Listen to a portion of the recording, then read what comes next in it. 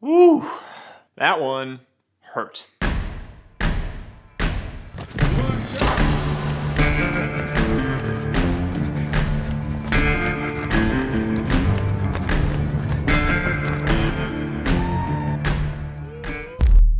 For about the last 6 months, I've been pushing myself to try to achieve this goal of running a sub 1 hour and 20 minute half marathon.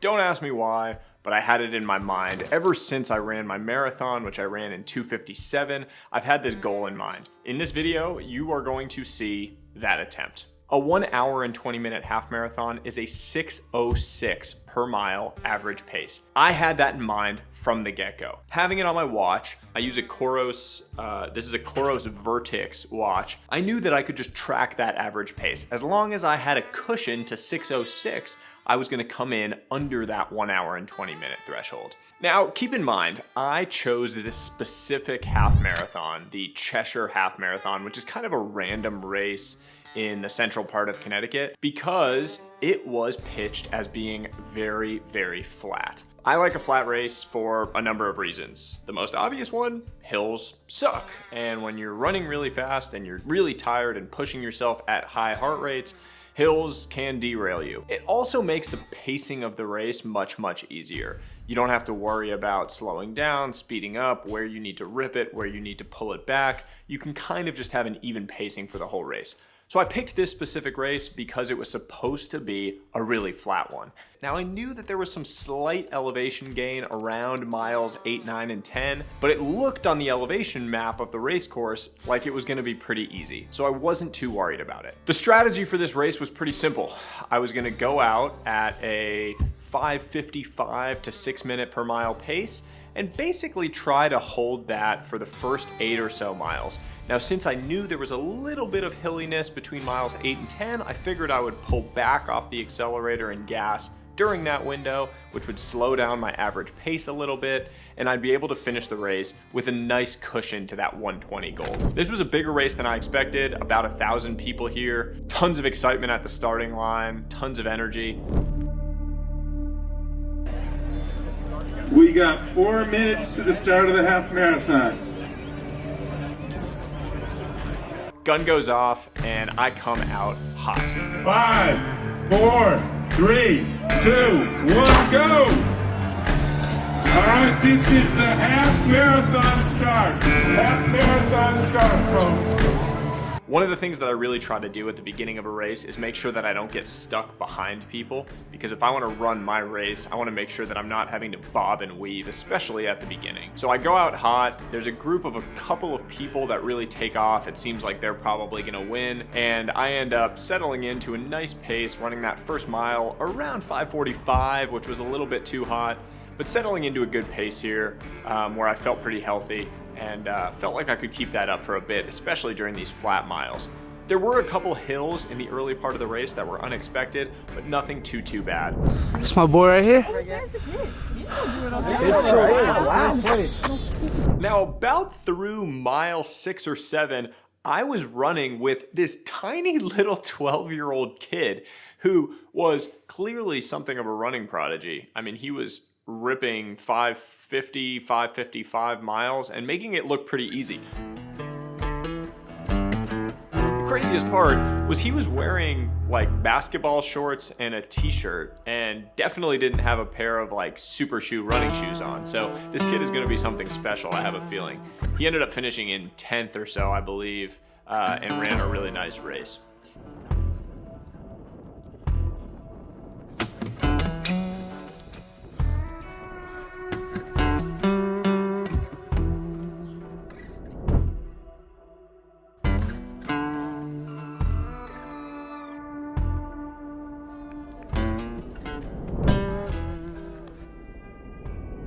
If you were to break down this race, it really came down to kind of 3 parts. The first 7 miles felt really good, mostly flat. Everything was going according to plan. I kind of ran something in the average of like a 5:55-ish range. I think maybe a 5:57 average through those first 7 miles, which was great for me. I think I set a new 10K PR along the way and was feeling really, really strong.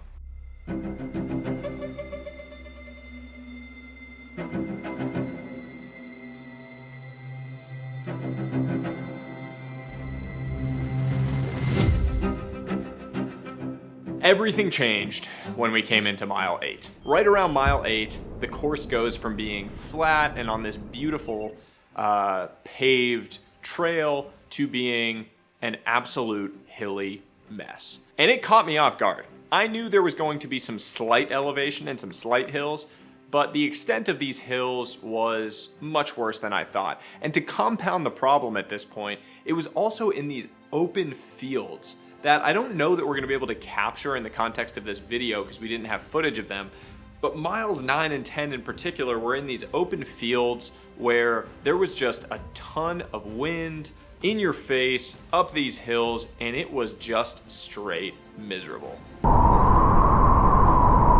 I went into the pain cave in a big way between miles 9 and 10, and my pace really did show it here. I went from averaging something like 5:55 to 6 to coming through mile 10. I think I ran mile 10 at about 6:30, and my pace was suffering. Average pace had ticked all the way up to something like 6:03, and I was feeling miserable. Honestly, at this point, I started having those mental gymnastics going, saying, I don't need to do this. This is stupid. This goal is dumb. I'm just not going to make it. I'm not going to get it done. I don't have 3 miles left in me at a 6 minute per mile pace to hold this average in the way that I need to. That was how I was feeling at this moment. The other thing to put in context is I wasn't running with anyone. I was probably in 3rd place at this point, and there was no one around me. So I wasn't chasing anyone. The 2 leaders were minutes ahead of me, and there was no one behind me or close. So I wasn't running with anyone, a thing that really pushes you in these races. My saving grace ended up being that I had slowed down so much in mile 9 and 10 that someone passed me. That changed everything. Let's go, Sahil! All of a sudden, my competitive instincts started firing at the start of mile 11. I had someone that I could chase.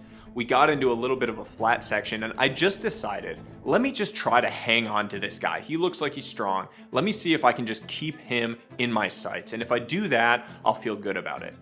So I came through mile 11 in 5:57, bounced back from that 6:30, and all of a sudden now, I'm staring down the finish line. We've only got 2 miles to go. I'm feeling miserable. I'm feeling terrible at this point. I'm deep in the pain cave. But now I start having the mental gymnastics shift on me. Rather than saying I can't do this, rather than having that negative mental cycle, I start to feel good. I think I'm going to get this done. I think I'm going to be able to finish.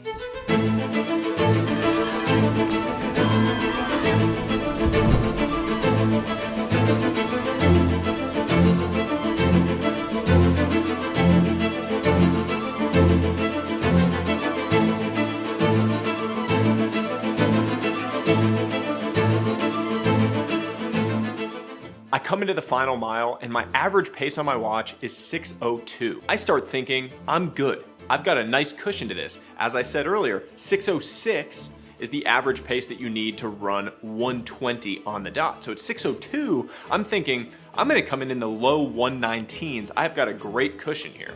But I made a mistake. I forgot one very important fact, which is, the race is not going to be exactly 13.1 miles on a watch. These races are measured based on the perfect line that you take during a race. So if you run the exact perfect shortest line on all of the course, it'll be exactly 13.1. Now, obviously that never happens in practice. So what you're gonna end up running is something north of that, meaning the average pace on your watch has to be significantly below what you think in order to run the time you're looking for. I hadn't thought about that. I hadn't calculated that in my mind. So my 6:02 pace actually was going to cut it very close. Here's what happened. The final 300 meters of this race happens on the Cheshire High School track.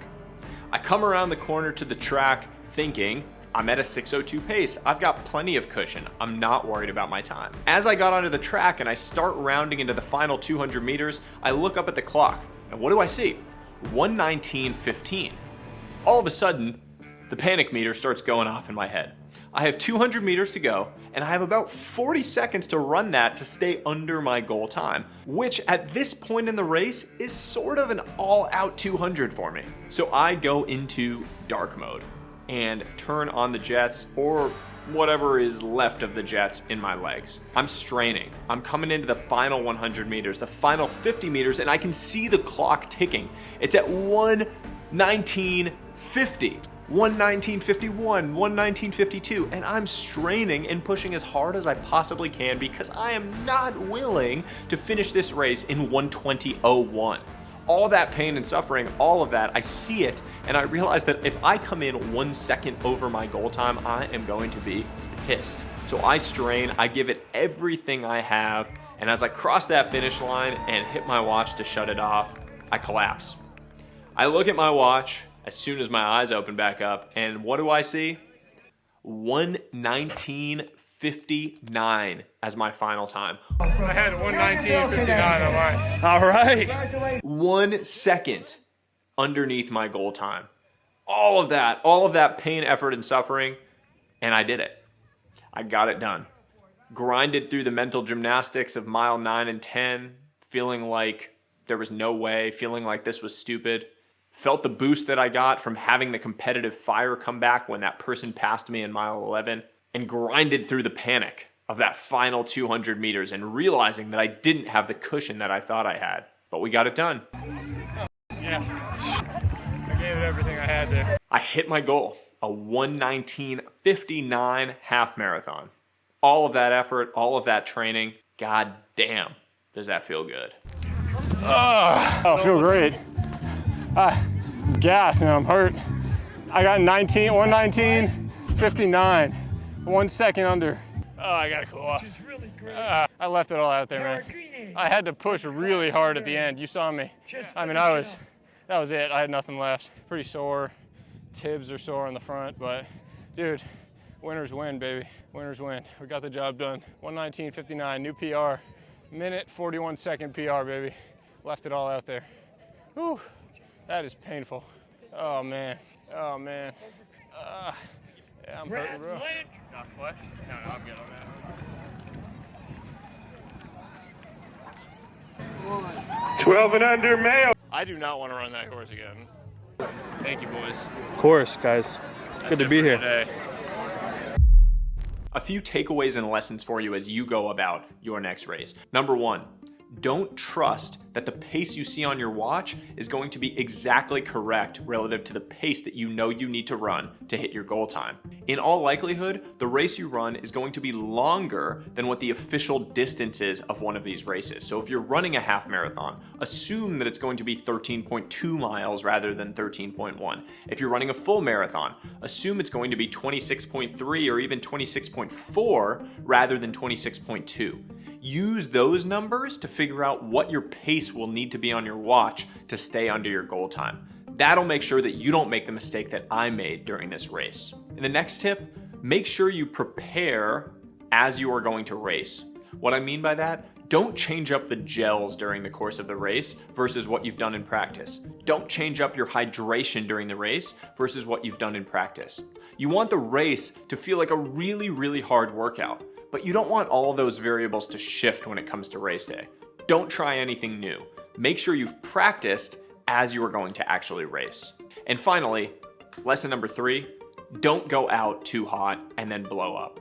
I went out a little bit too hot at the start of this race, and it made me feel like absolute death when I got to those miles 8 through 10. If I had gone out a little bit more conservatively, run a slightly smarter race, I think I would have felt stronger to really push into the finish. I would have felt like that guy who passed me at mile 10. I would have felt strong. I would have had some oomph in my legs to really finish stronger and probably run a better time. Follow those 3 lessons and you'll be much better off for your next half marathon, 5K, 10K, or even your next full marathon. This was a fun one.